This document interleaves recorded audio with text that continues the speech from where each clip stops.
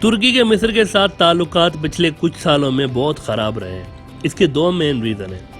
مصر میں جب حسن مبارک کی حکومت گری تھی، جو کہ آپ کو یاد ہوگا کہ اوباما کے دور میں ہوا تھا، اوباما چینج کا نعرہ لے کر امریکہ میں حکومت میں آیا تھا۔ اوباما نے امریکہ میں تو کوئی چینج پیدا نہیں کی، وہاں پر تو ماحول ویسا کا ویسا رہا، لیکن مڈل ایسٹ کو اس نے ضرور چینج کر دیا تھا۔ لیبیا میں ایک اسٹیبل اور امیر حکومت وہاں پر موجود تھی معمر قذافی کی، اس کی حکومت کو ہی اڑا ڈالا اور ایک امیر اچھے خاصے ملک کو سول وار کی طرف دھکیل دیا گیا۔ عراق میں ایک اسٹیبل اور امیر حکومت تھی صدام حسین کی، اس اچھی خاصی حکومت کو چینج کر کے اس ملک کو بھی سول وار کی طرف دھکیل دیا گیا۔ مصر میں حسن مبارک کو چینج کر کے اس کو انارکی کی طرف دھکیل دیا گیا۔ شام کے اندر بشار الاسد کو بھی چینج کرنے کی بھرپور کوشش کی گئی، لیکن وہاں پر ترکی اور روس کی مدد سے بشار الاسد سروائیو کرنے میں کامیاب ہو گیا، ورنہ امریکہ نے ان کا بھی پتہ پورا صاف کیا ہوا تھا۔ تو اوباما کا چینج کا نعرہ اب یوں محسوس ہوتا ہے جب آپ آج کے وقت میں کھڑے ہو کر 2021 میں کھڑے ہو کر پاسٹ کی طرف نظر دوڑاتے ہیں اور پاسٹ کو دیکھتے ہیں، تو ایسا معلوم ہوتا ہے کہ گویا کہ اس نے مڈل ایسٹ کے لیے ہی چینج کا نعرہ دیا ہوا تھا کہ مصر چینج ہوا، عراق چینج ہوا، لیبیا چینج ہوا، لیبنان چینج ہو گیا، تیونس چینج ہوا، اور پھر عرب اسپرنگ بھی شروع ہوئی تھی، تیونس میں ہنگامے ہوئے تھے۔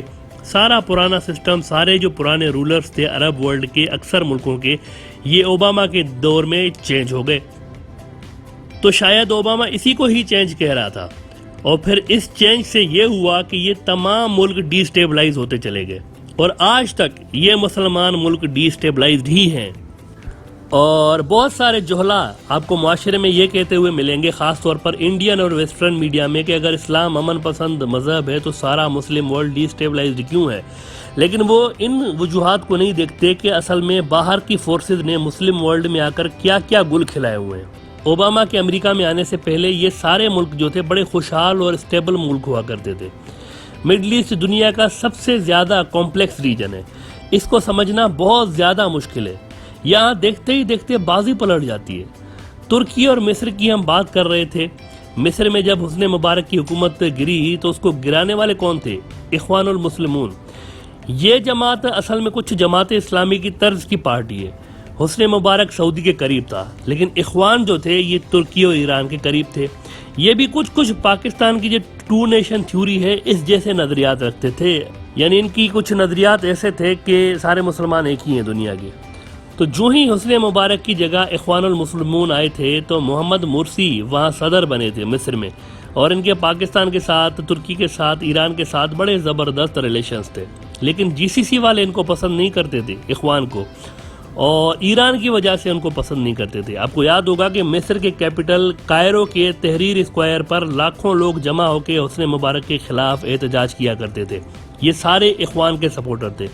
جو ہی اخوان والے حکومت میں آئے مصر کے اندر، تب کیا ہوا تھا کہ کئی سال بعد پہلی مرتبہ کوئی ایرانی حکمران تب مصر گیا تھا۔ ایرانی صدر محمود احمد نژاد مصر کے دورے پہ آئے تھے، اور اس بیچ مصر کے ریلیشنز عرب ورلڈ خاص طور پر جی سی سی کے ساتھ خراب ہو گئے تھے۔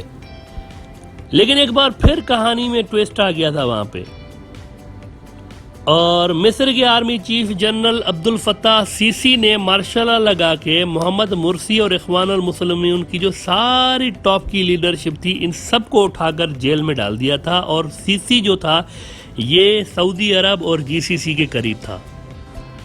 اچھا، جنرل سیسی کے آتے ہی مصر کے تعلقات خراب ہو گئے دوبارہ ایران اور ترکی کے ساتھ، اور جی سی سی اور عرب ورلڈ کے ساتھ مصر کے ایک بار پھر تعلقات اچھے ہو گئے، ان کی صلح ہو گئی۔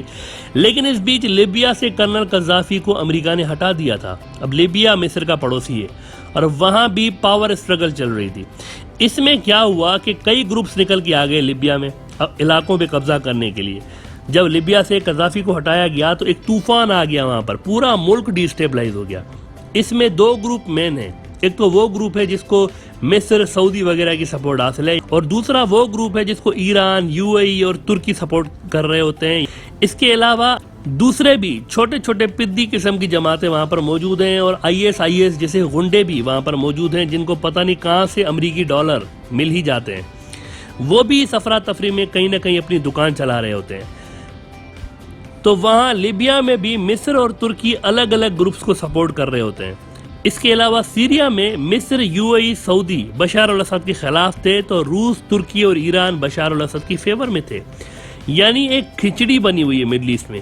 لیبیا کے گروپس میں دو ملک اگر کوئی لیبیا کے ایک گروپ کو سپورٹ کرتے ہوئے آپ کو نظر آئیں گے ریجن کے، تو وہی دو ملک سیریا میں کسی اور گروپ کو سپورٹ کرتے ہوئے نظر آئیں گے، الگ الگ گروپوں کو. اچھا، امریکہ اس سارے عرصے کے دوران بڑے مزے کے ساتھ، بہت ہی یعنی ایک تسلی کے ساتھ یہ سارا دلچسپ کھیل دیکھتا رہا اتنے سال. لیکن چین کے ابھرنے سے پتا چلا کہ گیم تو ہمیں وہاں کھیلنا چاہیے تھا، یہاں تو ہم نے اتنا سال ٹائم ویسٹ کیا ہے اپنا. تو اب صرف چین پر فوکس رکھنے کے لیے ہوا یہ کہ امریکہ نے اس so called war against terrorism اور اسلامک ریڈیکلائزیشن کے خلاف جو جنگ ہے، اس سے امریکہ تنگ آیا پڑا ہے.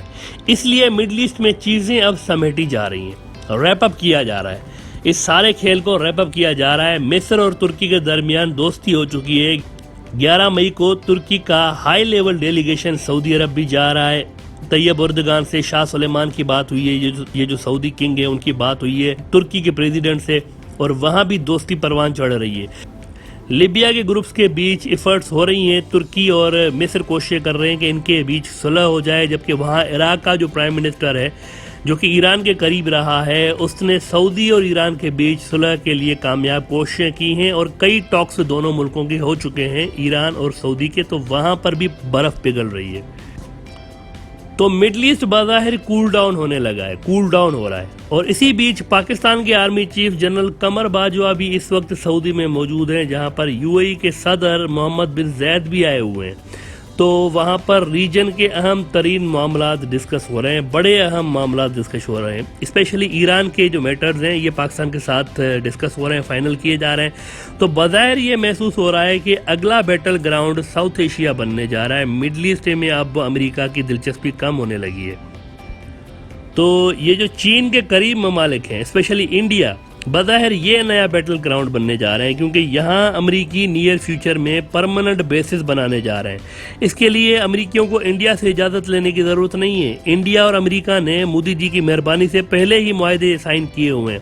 2016 میں ہی انہوں نے سائن کر لیے تھے کہ دونوں ملک ایک دوسرے کے ملٹری بیسز استعمال کر سکتے ہیں. تو امریکہ اب انڈیا سے اجازت نہیں لے گا کہ ہم آپ کے ملک میں آئیں یا نہیں آئیں ملٹری بیسز لگانے کے لیے. اجازت پہلے ہی وہ لے چکا ہے.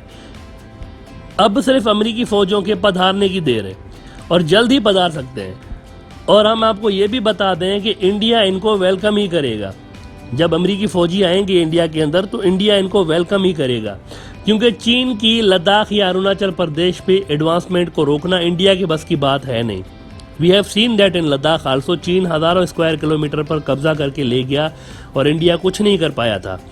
تو مودی جی نے یہ جو آرٹیکل 370 لداخ اور کشمیر سے 2019 میں ہٹایا ہے، یہ امریکہ کی مرضی کے بنا ہو ہی نہیں سکتا تھا یہ موو، کیونکہ یہ یونائٹڈ نیشنز کی ریزولوشنز کے ہی خلاف تھا. تو امریکی سپورٹ کے بنا مودی جی یہ کر ہی نہیں سکتے تھے، اور شاید امریکیوں نے مودی کو استعمال کیا ہے، مودی کو یوز کر چکے ہیں، اور مودی کو اب پتہ چل رہا ہے کہ میں استعمال ہوا ہوں.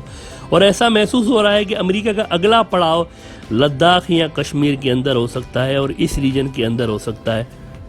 باقی بیسز کے علاوہ یہاں پر ان کے مین بیسز بننے جا رہے ہیں. تو اپیرنٹلی ایسا معلوم ہوتا ہے کہ چیزیں اس جانب جا رہی ہیں، کشمیر کی جانب اور لداخ کی جانب امریکہ کی نظر یوں محسوس ہو رہا ہے کہ ہے، کیونکہ یہ ایک آئیڈیل لوکیشن ہے بیسز بنانے کے لیے، ملٹری بیسز بنانے کے لیے. کشمیر اور لداخ سے بہتر لوکیشن کوئی ہو ہی نہیں سکتی امریکہ کی. اس کی وجہ یہ ہے کہ کشمیر 3 نیوکلیئر طاقتوں کے درمیان ایک خطہ ہے. یعنی اگر آپ کشمیر کی جغرافی دیکھیں، آپ اوپر سے چائنا ہے، اس کے ساتھ انڈیا ہے، اس کے ساتھ پاکستان ہے، 3 نیوکلیئر پاور ملک ہیں. روس کو کنٹین کرنے کے لیے تو امریکہ کے پاس یورپ کا آپشن بھی ہے. تو کنٹینمنٹ آف رشیا کے لیے افغانستان میں بیٹھنا کوئی زیادہ فیزیبل ہے نہیں، کیونکہ وہاں پر سینٹرل ایشیا کے دوسرے ممالک بھی موجود ہیں. اس کے بعد جا کے رشیا کا بارڈر ہے. تو رشیا کو کنٹین کرنے کے لیے سب سے اہم جو لوکیشن ہو سکتی ہے وہ یورپ کے ہی ممالک ہو سکتے ہیں، یوکرین وغیرہ، اور یہ جو یورپ کے اوپر کے علاقے ہیں. جبکہ چین کو کنٹین کرنے کے لیے کشمیر سے بہتر کوئی لوکیشن نہیں ہو سکتی بیسز بنانے کے لیے.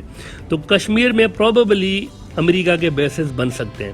اور حالات اس طرف نظر آ رہے ہیں، امریکہ نے اپنے بیسز افغانستان میں خالی کر دیے ہیں. اب یہاں پر اپنی حکمرانی چلانے کے لیے، یہاں پر اپنا کنٹرول برقرار رکھنے کے لیے کوئی نہ کوئی بیسز تو امریکہ کو چاہیے. تو وہ نئے بیسز انڈیا کے اندر ہی ہو سکتے ہیں، اور انڈیا میں سب سے بہترین لوکیشن کشمیر کی ہے.